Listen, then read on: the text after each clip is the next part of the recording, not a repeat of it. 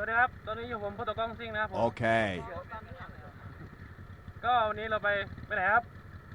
อ้าวฮะไปทะเลสาบทุ่งกุลานะครับ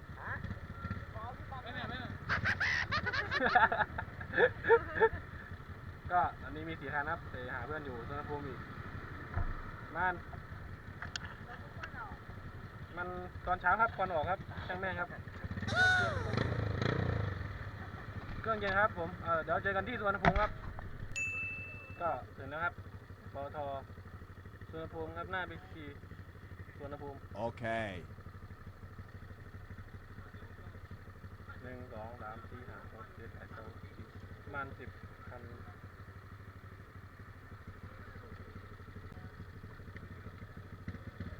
ปะ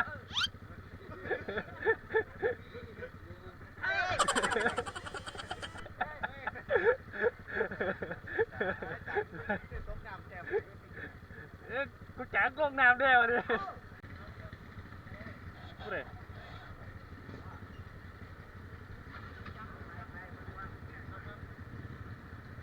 อุ้ยรอเดี๋ยววะ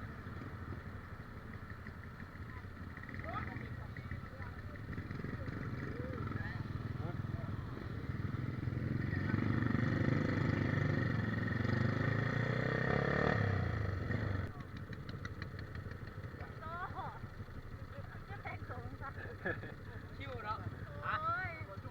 ไปป้องไหนอยู่มองนี้ละยังไงคิวเล่น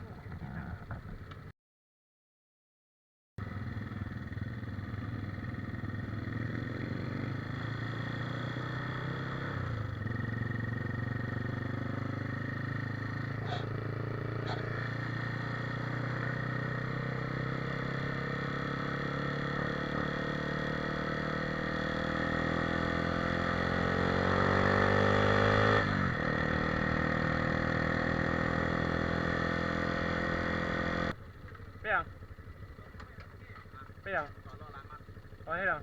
ขี่รอหนาไป ไม่กูเย่งเดี๋ยวผมโดนเร็ววะนี่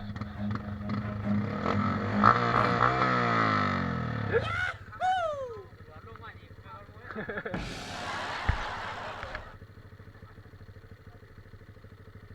อ้วนมึงนี่ห่อน้ำมันไปปะมึงนี่ห่อน้ำมันไปปะเดี๋ยวเบิด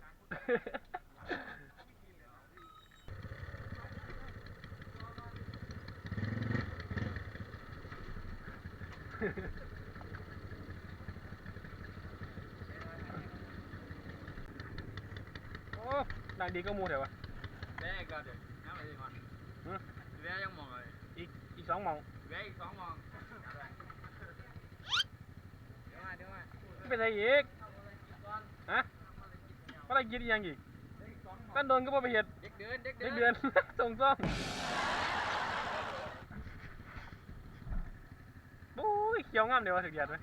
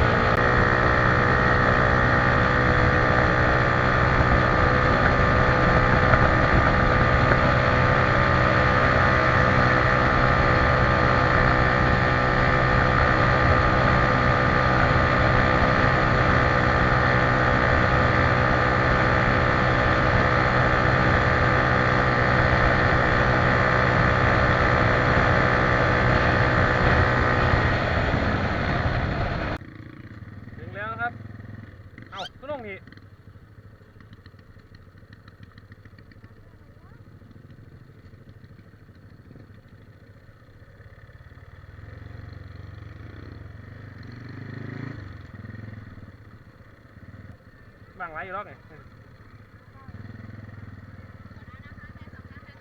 ครับผมครับผมครับผมครับผมครับผมครับผมครับผมก็นี่ยังหวังเก่าหวังเก่าอยู่บ่เจ้านี่บ่หาไม่แพงหนาเด้อ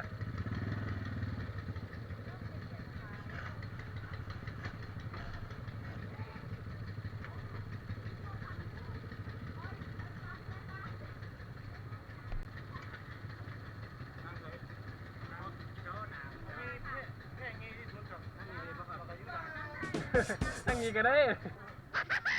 อายุมองหาร้อย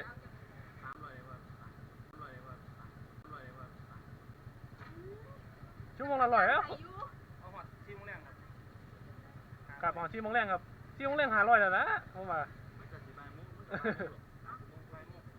4 ชั่วโมงครับหาร้อย